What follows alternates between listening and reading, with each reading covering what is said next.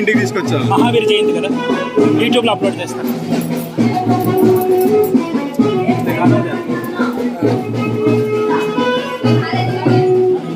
Upload చేయండి. చేస్తా, అది చేయడానికి.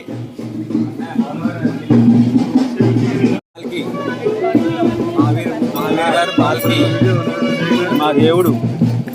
మహావీర్ గారు పాల్కి మహావీర్ స్వామి జయంతి జరిగింది. ఆ ఉత్సవం జరుగుతోంది.